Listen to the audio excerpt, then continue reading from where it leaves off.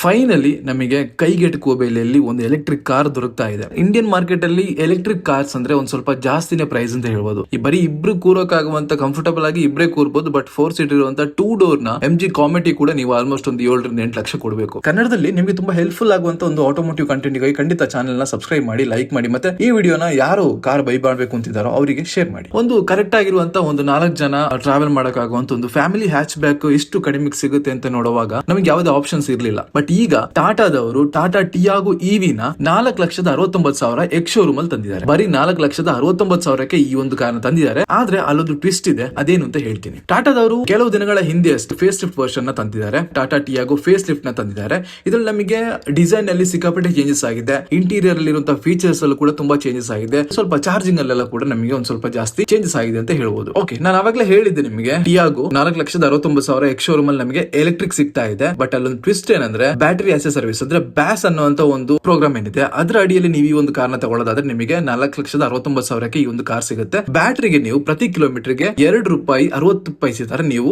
ದುಡ್ಡನ್ನ ಕೊಡ್ಬೇಕಾಗುತ್ತೆ. ಇದನ್ನ battery as A service charge ಅಂತ ತಗೋತಾರೆ. ಬಟ್ ನೀವು ವಿತ್ ಬ್ಯಾಟರಿ ನಿಮಗೆ 6,99,000 ಅಂದ್ರೆ 7 ಲಕ್ಷ ಎಕ್ಸ್ ಶೋರೂಮ್ ಅಲ್ಲಿ ನಿಮಗೆ ಟಾಟಾ ಟಿಯಾಗೋ ನಮ್ಮ ಕೈಗೆ ಸಿಗುತ್ತೆ. ಟಾಟಾ ಟಿಯಾಗೋದಲ್ಲಿ ಏನ್ ಚೇಂಜ್ ಆಗಿದೆ ಅಂತ ನೋಡೋದಾದ್ರೆ 2026 ಟಾಟಾ ಟಿಯಾಗೋ ಒಂದ್ ಸ್ವಲ್ಪ ಡಿಸೈನ್ ಅಲ್ಲಿ ಸ್ವಲ್ಪ ಜಾಸ್ತಿ ಚೇಂಜ್ ಆಗಿದೆ. ಸ್ಟೈಲಿಶ್ ಆಗಿರುವಂತಹ LED ಹೆಡ್ ಲ್ಯಾಂಪ್ ಗಳಾಗಿರ್ಬೋದು, ಹೊಸ DRL ಗಳಾಗಿರ್ಬೋದು, ಮತ್ತೆ ನಮಗೆ ಕ್ಲೋಸ್ ಆಗಿರುವಂತಹ ಬಾಡಿ ಗ್ರಿಲ್ಸ್ ತುಂಬಾ ಒಳ್ಳೆ ಲುಕ್ ನಮಗೆ ಕೊಡುತ್ತೆ.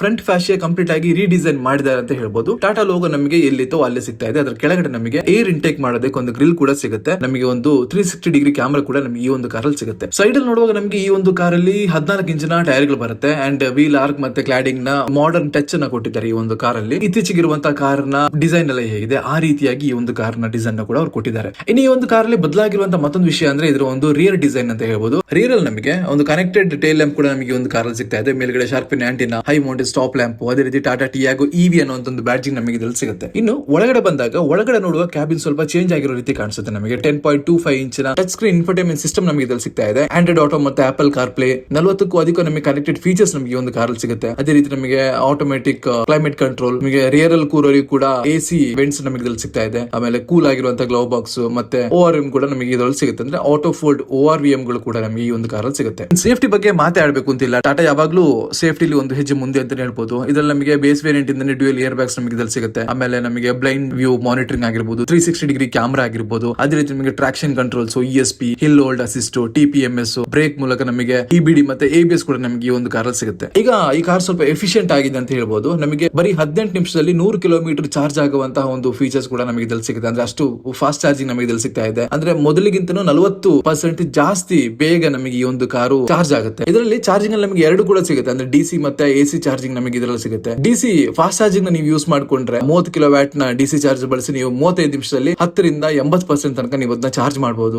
ಬರೀ 35 ನಿಮಿಷದಲ್ಲಿ 80% ತನಕ ನಮಗೆ ಚಾರ್ಜ್ ಆಗುತ್ತೆ. AC ಚಾರ್ಜಿಂಗ್ ಆಪ್ಷನ್ಸ್ ಕೂಡ ಅವೈಲೇಬಲ್ ಇದೆ. ಈ ಒಂದು ಕಾರ್ ನಮಗೆ 2 ಬ್ಯಾಟರಿ ಆಪ್ಷನ್ ಅಲ್ಲಿ ಸಿಗುತ್ತೆ. 19.2 ಕಿಲೋವ್ಯಾಟ್ ಅವರ್ ನ ಬ್ಯಾಟರಿ, ಅದೇ ರೀತಿ ನಮಗೆ 24 ಕಿಲೋವ್ಯಾಟ್ ಅವರ್ ನ ಬ್ಯಾಟರಿ ನಮಗೆ ಇದರಲ್ಲಿ ಸಿಗುತ್ತೆ. ಪವರ್ ಬಗ್ಗೆ ಮಾತಾಡಬೇಕಾದ್ರೆ 61 bhp ಪವರ್, ಅದೇ ರೀತಿ ನಮಗೆ 110 Nm ನ ಟಾರ್ಕ್ ನ ಇದು ಕೊಡುತ್ತೆ. ಅದೇ ರೀತಿ ನಮಗೆ ಲಾಂಗ್ ರೇಂಜ್ ನ ಬ್ಯಾಟರಿ ನೋಡೋದಾದ್ರೆ 75 bhp ಪವರ್, ಅದೇ ರೀತಿ ನಮಗೆ 114 Nm ನ ಟಾರ್ಕ್ ನ ಒಂದು ಕಾರ್ ಪ್ರೊಡ್ಯೂಸ್ ಮಾಡುತ್ತೆ. 19.2 ಕಿಲೋವ್ಯಾಟ್ ಅವರ್ ನ ಬ್ಯಾಟರಿ ಏನಿದೆ ಅದು ನಮಗೆ 226 ಕಿಲೋಮೀಟರ್ ನ ಒಂದು ರೇಂಜ್ ಕೊಡುತ್ತೆ. 24 ಕಿಲೋವ್ಯಾಟ್ ಅವರ್ ನ ಬ್ಯಾಟರಿ ನಮಗೆ 285 ಕಿಲೋಮೀಟರ್ ನ ಒಂದು ರೇಂಜ್ ಅನ್ನು ಕೊಡುತ್ತೆ. ಡ್ರೈವಿಂಗ್ ಮೋಡ್ಸ್ ಆಗಿರ್ಬೋದು, ಈ ರೀತಿಯಾದ ಇನ್ನಷ್ಟು ಒಂದಷ್ಟು ಫೀಚರ್ ಗಳು ಕೂಡ ನಮಗೆ ಈ ಒಂದು ಕಾರ್ ಸಿಗುತ್ತೆ. ಈ ಒಂದು ಕಾರ್ ನ ಮೇನ್ ಆಗಿರುವಂತಹ ವಿಷಯ ಈ ಒಂದು ಕಾರ್ ನ ಸಸ್ಪೆನ್ಷನ್ ಅಂತ ಹೇಳ್ಬೋದು. ಸೊ ತುಂಬಾ ಅಪ್ಗ್ರೇಡ್ ಮಾಡಿದ್ದಾರೆ ಸಸ್ಪೆನ್ಷನ್ ನ. ರೋಡ್ ಅಲ್ಲಿ ಇರುವಂತಹ ಪಾಟೋಲ್ಸ್ ಆಗಿರ್ಬೋದು, ಸಣ್ಣ ಬಂಪ್ಸ್ ಆಗಿರ್ಬೋದು, ತುಂಬಾ ನೀಟಾಗಿ ಅಬ್ಸರ್ವ್ ಆಗುತ್ತೆ ಈ ಒಂದು ಕಾರ್ ನ ಡ್ರೈವ್ ಮಾಡುವಾಗ. ನೀವೇನಾದ್ರೂ ಡೈಲಿ ಯೂಸ್ ಮಾಡೋದಕ್ಕೆ ಒಂದು ಕಮ್ಮಿ ಬೆಲೆ ಎಲೆಕ್ಟ್ರಿಕ್ ಕಾರ್ ನೋಡ್ತಾ ಇದ್ರೆ ಟಾಟಾ ಟಿಯಾಗೋ ನಿಮಗೆ ಬೆಸ್ಟ್ ಆಪ್ಷನ್ ಅಂತ ಹೇಳ್ಬೋದು. ಯಾಕಂದ್ರೆ ನೀವು ಡೈಲಿ ಆಫೀಸ್ ಇಂದ ಮನೆಗೆ ಹೋಗಿ, ಮನೆಯಿಂದ ಆಫೀಸ್ ಹೋಗೋದಕ್ಕೆ ಜಾಸ್ತಿ ಏನು ನೀವು ಟ್ರಾವೆಲ್ ಮಾಡಲ್ಲ. ಒಂದು ಒಳ್ಳೆ ರೇಂಜ್ ಕೂಡ ಈ ಒಂದು ಕಾರ್ ಕೊಡುತ್ತೆ. ನೀವು ಲಾಂಗ್ ರೇಂಜ್ ತಗೊಂಡ್ರೆ ನೀವು ಊರಿಗೂ ಕೂಡ ಹೋಗಿ ಬರ್ಬೋದು ಚಾರ್ಜ್ ಮಾಡ್ಕೊಂಡು. ಪೆಟ್ರೋಲ್ ಇಂದ ಎಲೆಕ್ಟ್ರಿಕ್ ಸ್ವಿಚ್ ಆಗಬೇಕು, ಒಂದು ಕಮ್ಮಿ ಬೆಲೆಯ